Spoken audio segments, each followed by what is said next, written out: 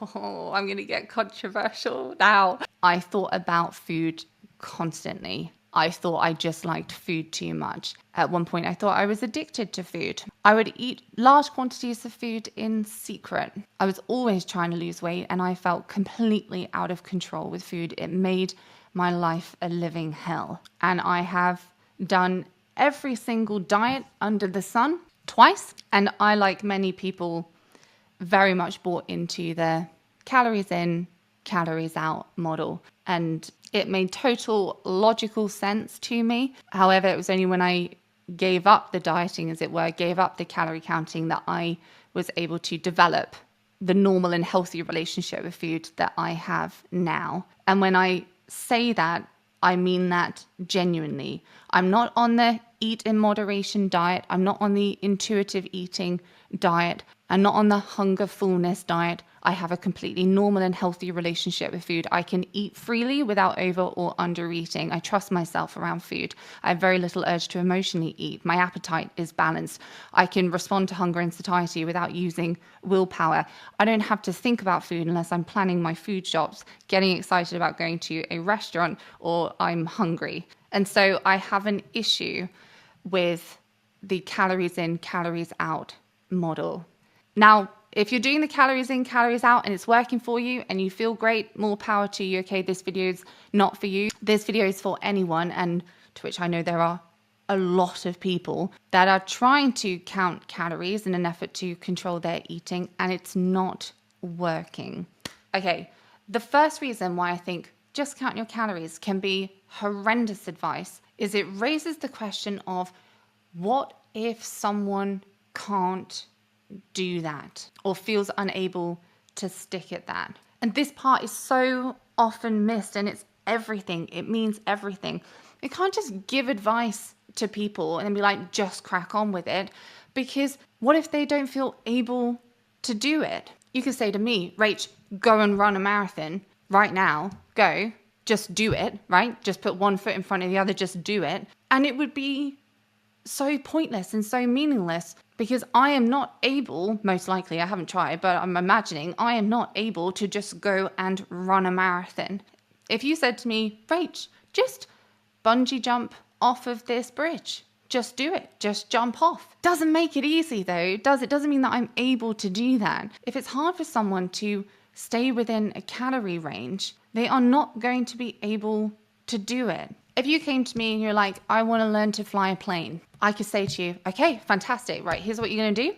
You're going to get into the plane, into the seat, into the cockpit, and then you're going to fly the plane, and then you're going to land it. Go. You look at me like I was mental. And I very much view this advice of just count your calories in the same way for many, many, many people. Oh, you want to lose weight? Okay. Just count your calories, eat in a calorie deficit, off you go.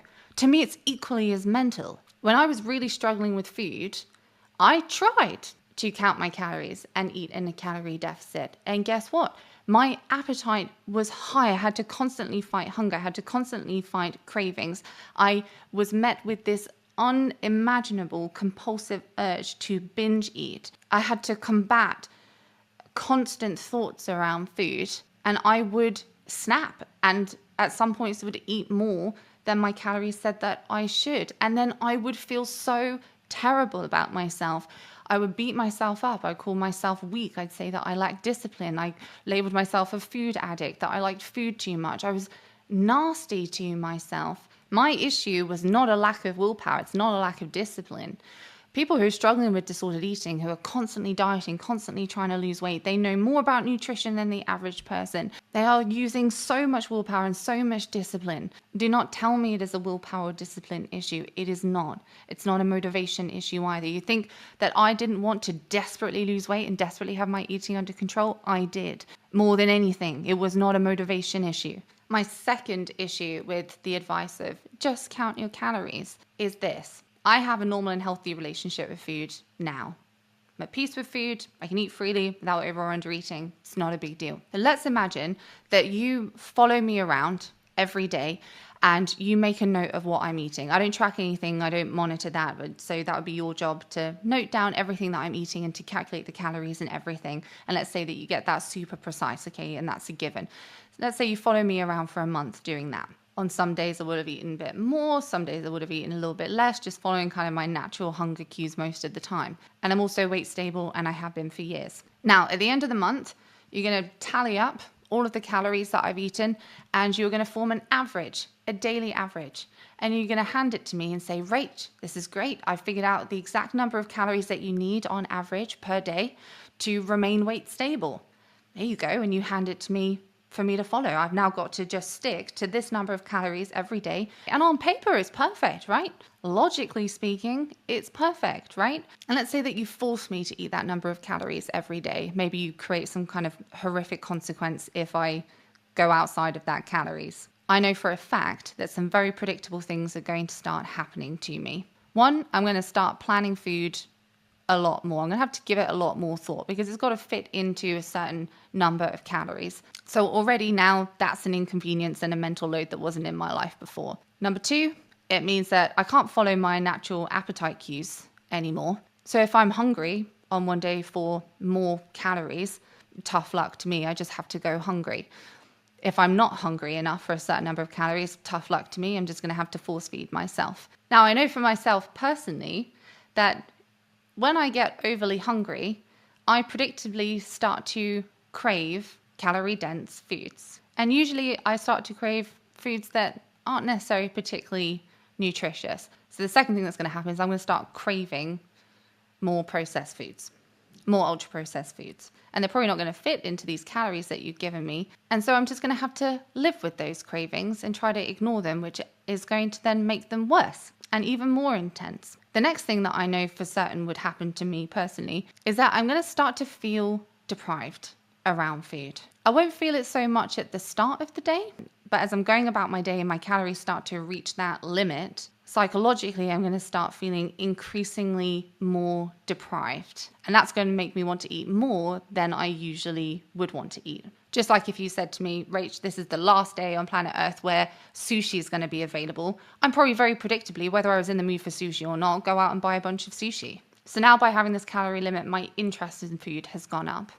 My interest in food is also going to go up because if I have a calorie limit, then I'm going to be planning a lot more my portions of meals to make sure that I'm sticking within a calorie limit. Like, this is how much food I have for this meal and that's it. And just knowing that this is my portion and that's it. And I'm not able to continue eating after the meal is done if I want more food. Just knowing that I don't have permission to do that is going to make me want to eat more simply because I know that I can't. Coming back to me now in the present with a healthy relationship with food, it's really easy for me to finish a meal or leave some food on my plate because I know I can eat again in 10 minutes time if I want to. But if I know that I don't have permission to do that, it's going to leave me feeling stressed about the end of the meal coming. And it's going to leave me in this state of deprivation and wanting to eat more simply because I know that I can't. The next thing that's going to happen is I'm going to start playing games with myself, right? Okay, so like right now with a healthy relationship with food, if I get invited out to eat and I want to go out to eat, then I do and don't have to think twice about it. If you introduce this calorie limit, what's going to happen is I'm like, okay, I do want to go out to eat. Now I need to look up the menu beforehand. I need to see what foods that I want to eat and what's going to sort of sit within my calorie range there. Now I'm trying to orchestrate all of it ahead of time. Oh God, just thinking about it is just so stressful. I remember what life used to be like when it was like this. It's so stressful. Now I'm going to have to look up the menu beforehand to see what options are available and how many calories they all have in it, and then plan the rest of my meals today accordingly.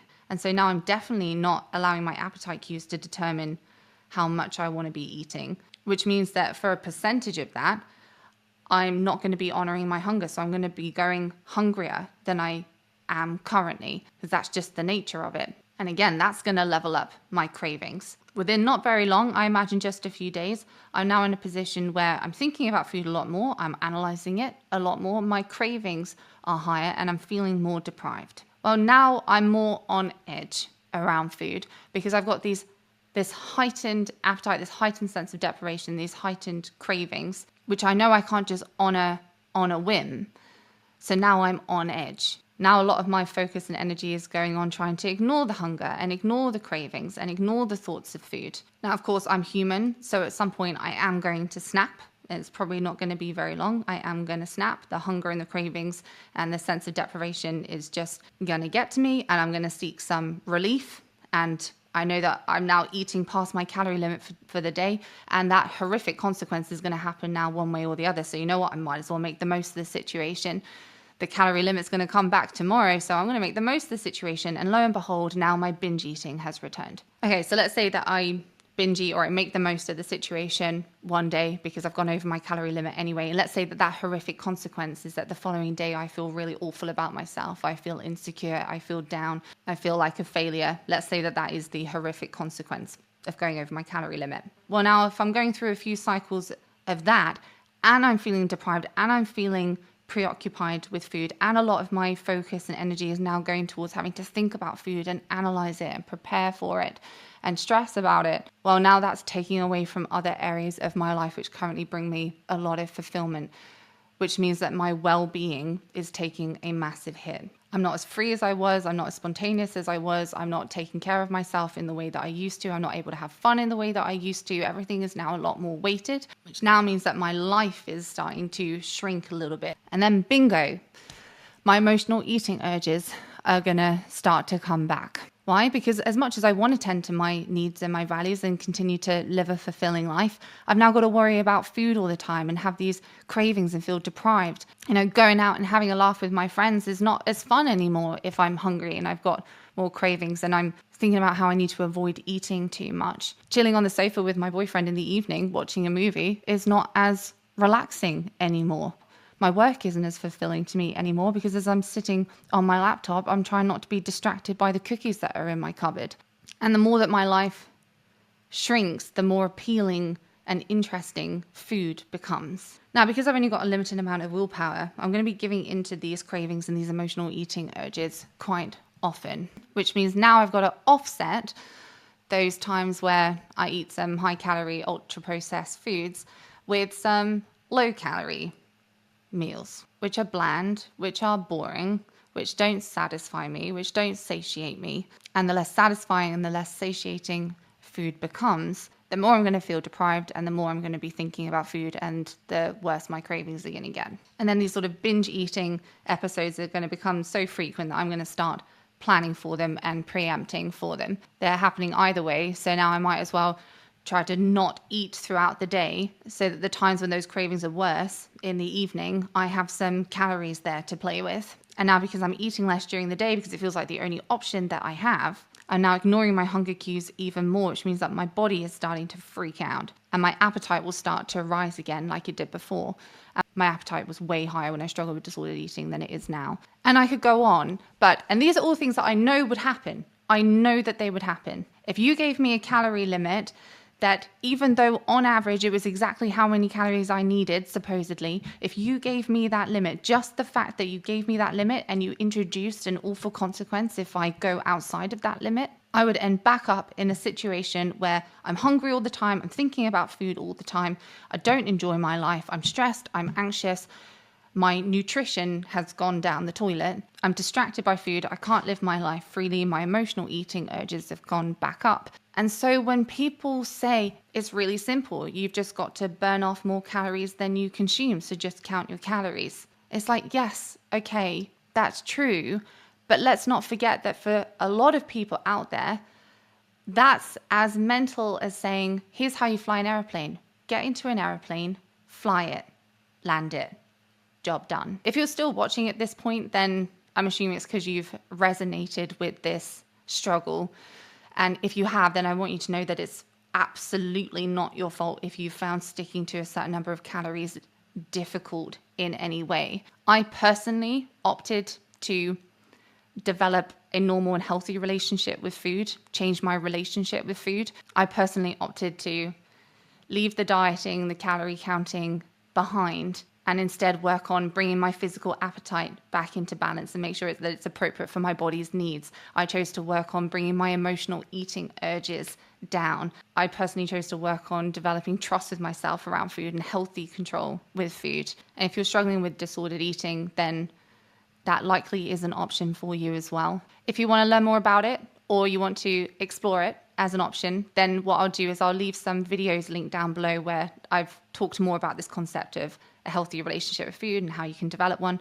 You're also very welcome to book in for a discovery call with us if you'd like to talk to us directly about it. And I'll see you in the next one. Bye for now.